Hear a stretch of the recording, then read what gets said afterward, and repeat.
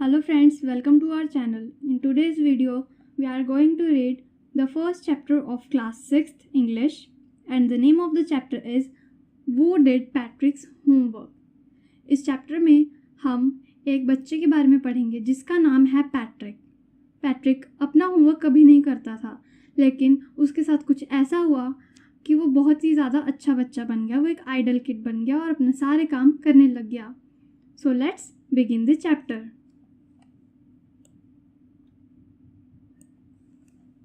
Patrick never did homework. Patrick कभी homework नहीं करता था। Too boring he said. वो कहता था कि होमवर्क बहुत ही ज़्यादा बोरिंग होता है। He played hockey and basketball and Nintendo instead. और वो होमवर्क करने की बजाय बास्केटबॉल, हॉकी और निंटेंडो खेला करता था। निंटेंडो एक वीडियो गेम होती है जिसे पहले के ज़माने में बच्चे ज़्यादा खेला करते थे, और इंस्टेड का मतलब होता है बजाय। His teachers told him, Patrick, do your homework or you won't learn a thing. उसके टीचर्स उससे कहा करते थे कि पैट्रिक अपना होमवर्क किया करो, नहीं तो तुम्हें कुछ भी नहीं आएगा। want यहाँ पे will not की कॉन्ट्रैक्शन है। And it's true, और ये सच है। Sometimes he did feel like an ignoramus. और उसे कई बारी ऐसी फीलिंग आती थी कि जैसे कि वो कोई इग्नोरेमस है, मतलब कि कोई स्टूपिड आदमी है। स्टूपिड मतलब जैसे कि जिसे कुछ पता ही ना हो कि ये क्या चीज़ है, वो क्या चीज़ है, जैसे कि कोई अनपढ़ आदमी। But what could he do? He hated homework. लेकिन वो क्या कर सकता था? उसे होमवर्क पसंद ही नहीं था। Then one day he found his cat playing with a little doll and he grabbed it away. फिर एक दिन उसे उसकी बिल्ली छोटी सी डॉल के साथ खेलती हुई दिखाई दी। And he grabbed it away मतलब उसने उससे छीन लिया, उस बिल्ली से डॉल को छीन लिया। ग्रैब कर लिया मतलब कि छीन लेना, झपट्टे से छीन लेना। To his surprise it wasn't a doll at all. और उसके लिए एक आश्चर्य की बात थी, मतलब सरप्राइजिंग सी बात थी कि वो एक डॉल नहीं थी, but a man of the tiniest size. लेकिन वो एक बहुत ही ज़्यादा छोटे साइज़ का आदमी था। टाइनीएस्ट साइज मतलब कि बहुत ही ज़्यादा छोटे साइज़ का। He had a little wool shirt with old fashion breaches. उसके पास एक लिटिल वूल शर्ट थी, मतलब एक ऊन की शर्ट थी जिसमें कि पुराने ज़माने के ब्रिचेस अटैच थे, मतलब लगे हुए थे। जैसे ब्रिचेस मतलब होता है half pants. And a high tall hat much like a witch's. और एक लंबी सी टोपी जैसे कि किसी चुड़ैल के पास होती है। विच मतलब चुड़ैल और विचेस मतलब जैसे कि चुड़ैल की टोपी। जैसे यहाँ पर ये है, ये इसकी टोपी है। ऐसी टोपियाँ चुड़ैलों वगैरह को आपने पहने हुए देखी होंगी। कार्टून में और मूवीज़ में आपने देखा होगा कि जो चुड़ैलें होती हैं वो ऐसी टोपियाँ ज़्यादा पहनती हैं। He yelled, save me, don't give me back to that cat. और वो चिल्लाया। येल मतलब कि चिल्लाया, चीखा। Save me, don't give me back to that cat. मुझे बचाओ, मुझे उस बिल्ली को वापस मत दो। I will grant you a wish, I promise you that. मैं तुम्हें एक विश दूंगा, मैं तुमसे ऐसा वादा करता हूँ। Patrick couldn't believe how lucky he was. Patrick को विश्वास ही नहीं हो पा रहा था कि वो कितना लकी था। Here was the answer to all of his problems. और यहाँ उसकी सारी समस्याओं का हल था, मतलब कि जो उसकी प्रॉब्लम थी वो थी होमवर्क, कि उसे होमवर्क करना बिल्कुल नहीं पसंद था, और ये उस प्रॉब्लम का सल्यूशन था। सो ही सेड, तो उसने कहा कि only if you do all my homework till the end of the semester, that's 35 days। फिर उसने उससे कहा कि अगर तुम मेरा जो होमवर्क है वो कर दोगे till the end of the semester, मतलब कि सेमेस्टर के एंड तक का, जिसमें कि अभी 35 days लेफ्ट थे। If you do a good enough job, और अगर तुम अच्छी खासी जॉब करते हो, मतलब कि मेरा काम ठीक तरीके से कर देते हो, I could even get A's, और मुझे एज भी मिल सकते हैं, मतलब कि ए ग्रेड भी मिल सकता है। The little man's face wrinkled like a dishcloth thrown in the hamper। उस छोटे से आदमी का फेस रिंकल्ड हो गया, मतलब कि सिकुड़ गया, उसके मुंह पे झुर्रियाँ पड़ गई, जैसे कि एक डिश क्लॉथ पर पड़ जाती है जिससे जब हम उसे हैम्पर में फेंक देते हैं। डिश क्लॉथ एक ऐसा कपड़ा होता है जिसे हम अपने बर्तन जो गिल्ले होते हैं उन्हें पोंछने के लिए, साफ़ करने के लिए यूज़ करते हैं। और हैम्पर होती है एक बास्केट जिसमें ढक्कन लगा और उसमें हम अपने गंदे कपड़े फेंक देते हैं। He kicked his legs and doubled his fists, and he grimaced and scowled and pursed his lips. उसने अपने पैरों से किक किया, डबल्ड हिज फिस्ट का मतलब अपनी मुट्ठियाँ टाइट कर ली, एंड ही ग्रीमेस्ड और उसने ऐसा एक्सप्रेशन दिखाया अपने फेस का जैसे कि वो एंग्री हो या फिर उसे ये चीज़ करने में कोई इंटरेस्ट नहीं है, वो डिसअप्रूवल दिखा रहा था। एंड स्काउल्ड मतलब उसने ऐसी अपनी भौं को तान लिया कि वो गुस्सा है। And he pursued his lips और उसने इसी एक्सप्रेशन के साथ अपनी लिप्स को भी मोड़ लिया, मतलब ऐसी लिप्स और अपना फेस, अपनी आईब्रोज ऐसे एक्सप्रेशन में कर दी कि वो गुस्सा था या फिर उसे ये काम करने में कोई इंटरेस्ट नहीं था, वो डिसअप्रूवल दिखा रहा था। Oh am I cursed but I will do it, लेकिन मैं ये कर लूँगा। यहाँ पर कर्स का मतलब होता है श्राप और कर्स्ड का मतलब श्रापित। And true to his word और अपने कहे अनुसार, मतलब कि जैसा उसने कहा था वो अपने वर्ड्स पर, अपने शब्दों पर खरा उतरा। और that little elf began to do Patrick's homework, और वो छोटा सा एल्फ मतलब वो टाइनी मैन, एल्फ यहाँ पर टाइनी मैन के लिए यूज़ किया गया, उसको ये नाम दिया गया है। Began to do Patrick's homework, Patrick का होमवर्क करने लग गया। Except there was one glitch, इसके अलावा वहाँ पर एक प्रॉब्लम थी, मतलब एक ग्लिच था। ग्लिच का मतलब होता है कोई भी मैकेनिकल प्रॉब्लम, मतलब जैसे कोई मशीन में जब कोई प्रॉब्लम आ जाती है तो उसे हम ग्लिच कहते हैं। और एक्सेप्ट का मतलब होता है अलावा, यानी कि किसी चीज़ को छोड़कर। The elf didn't always know what to do and he needed help, जो एल्फ था, और यहाँ पे उन्होंने फिर प्रॉब्लम बताई, क्या प्रॉब्लम थी, क्या ग्लिच था, कि वो जो एल्फ था उसे हमेशा ये नहीं पता होता था कि उसे करना क्या है, व्हाट टू डू, और उसे क्या चाहिए होती थी, हेल्प चाहिए होती थी। He needed help, help me he'd said, मेरी मदद करो, मेरी मदद करो, वो ऐसा कहा करता था। ही'd यहाँ पर ही वुड से, ही वुड की कॉन्ट्रैक्शन है। And Patrick would have to help in whatever way, और पैट्रिक को उसकी किसी भी हाल में मदद करनी पड़ती थी। इन वॉट एवर वे का मतलब है किसी भी तरह से या किसी भी हाल में। I don't know this word, the elf squeaked while reading Patrick's homework, मुझे इस वर्ड का मतलब नहीं पता है, मुझे ये वर्ड नहीं पता है।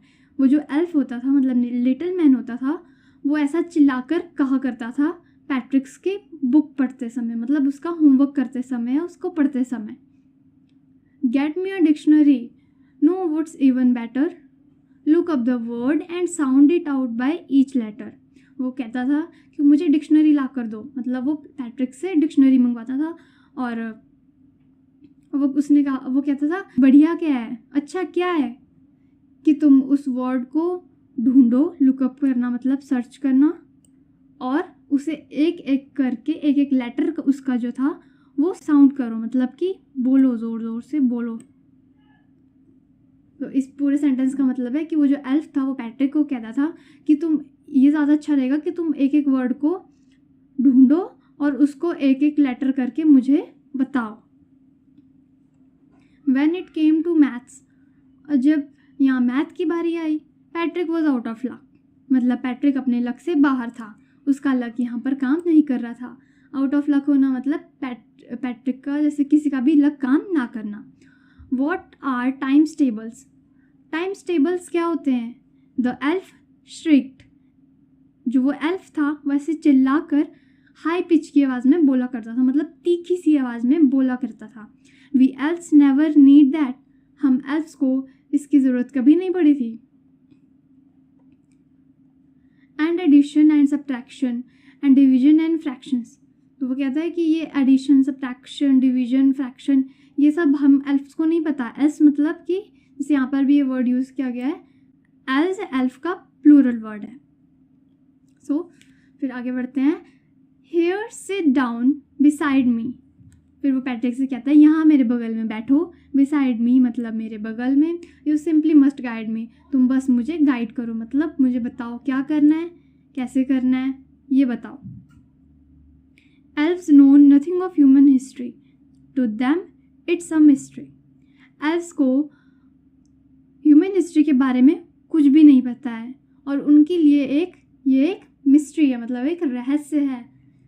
तो यहाँ पर जैसे वो मैथ्स में कहता है कि उसके लिए ये सब, उसको सब्ट्रैक्शन, फ्रैक्शन, डिवीजन, इन सब की ज़रूरत नहीं पड़ी थी, मतलब उसे ये भी नहीं आता था। और फिर वो दोबारा कह देता है कि वो ह्यूमन हिस्ट्री नहीं जानता है, मतलब कि वो उसको हिस्ट्री भी नहीं आती थी, तो उसको पैट्रिक को एल्फ की हेल्प करनी पड़ती थी। So the little elf already a शाउटर just got louder, तो जो छोटा सा एल्फ था वो पहले से ही काफ़ी शाउटर था, मतलब काफ़ी तेज़ था, काफ़ी ज़ोर से बोलता था, और फिर वो जस्ट गॉट और भी लाउडर हो जाता था। Go to the library, I need books, library जाओ, मुझे बुक्स की ज़रूरत है, मोर एंड मोर बुक्स, और भी ज़्यादा books. And you can help me read them too, और तुम मेरी हेल्प कर सकते हो उन्हें पढ़ने में। As a matter of fact, every day in every way that little elf was a nag। तो इस फ्रेज का मतलब है as a matter of fact, इसका मतलब है एक्चुअली में, दरअसल में जो लिटिल मैन था वो पैट्रिक के लिए एक नैग था। हर तरह से, हर रोज़, हर तरह से वो पैट्रिक के लिए एक नैग था, मतलब सिर्फ और सिर्फ प्रॉब्लम था वो उसके लिए। नैग का जो मीनिंग होता है वो होता है एक ऐसा आदमी जो आपके लिए प्रॉब्लम क्रिएट करता है, आपके लिए वो प्रॉब्लम हो जाता है, क्योंकि वो आपसे हमेशा कंप्लेन करता रहता है कि ये है वो है।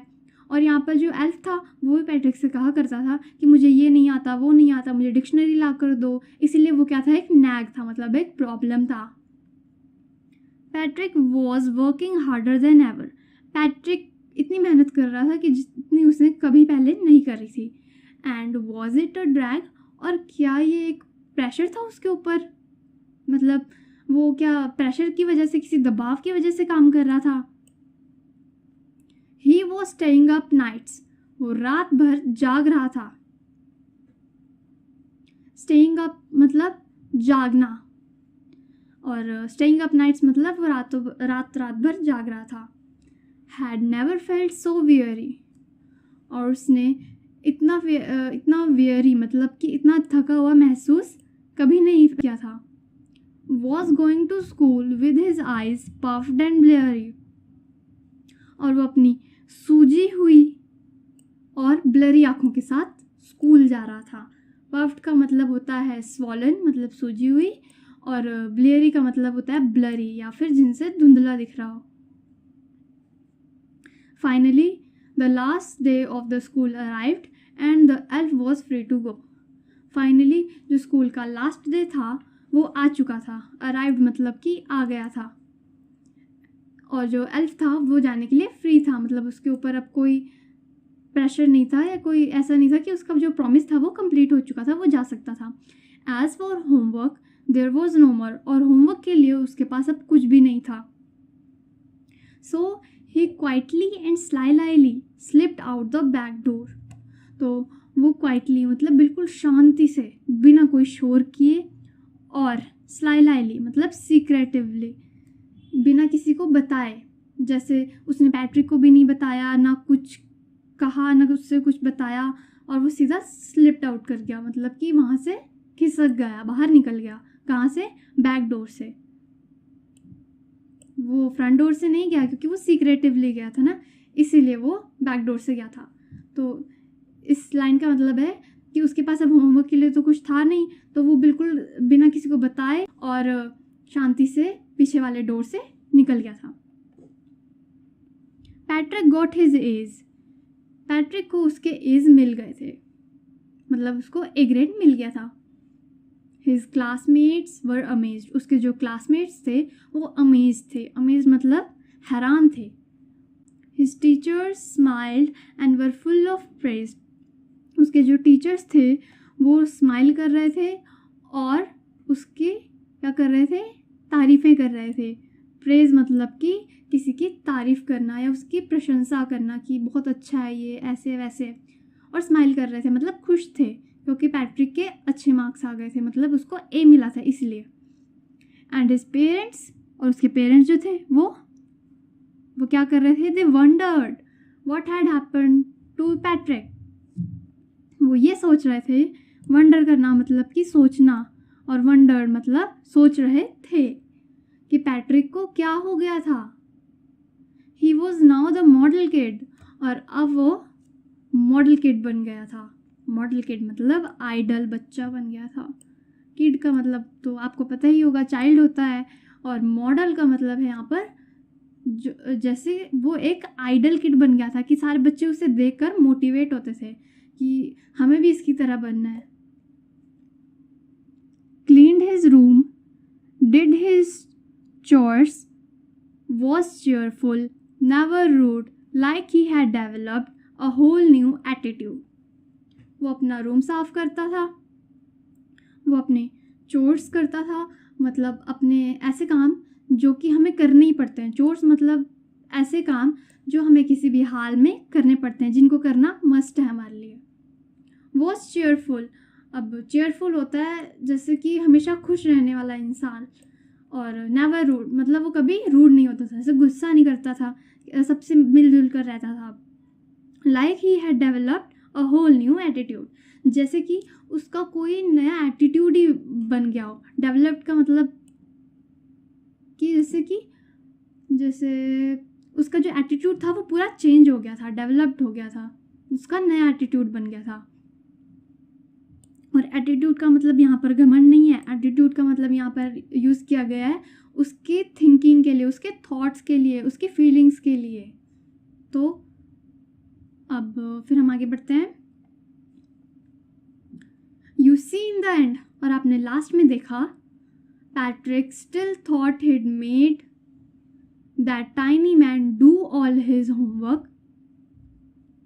आपने लास्ट में देखा कि जो पैट्रिक था वो अभी भी यही सोच रहा था कि जो उसने जो वो टाइनी मैन उससे मिला था उससे अपना सारा होमवर्क कराया था।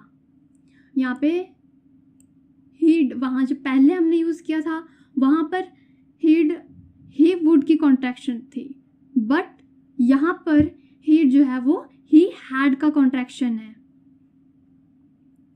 फिर आगे बढ़ते हैं हम। But I will share a secret, लेकिन मैं आपसे एक सीक्रेट शेयर करूँगा, एक रहस्य शेयर करूँगा, just between you and me, सिर्फ आपके और मेरे बीच में। इट वॉजंट अ एल्फ, ये एल्फ नहीं था। Patrick had done it himself, Patrick ने होमवर्क, यहाँ पर इट होमवर्क के लिए यूज़ किया गया है, इसका मतलब है कि पैट्रिक ने होमवर्क खुद किया था। हिमसेल्फ मतलब अपने आप किया था।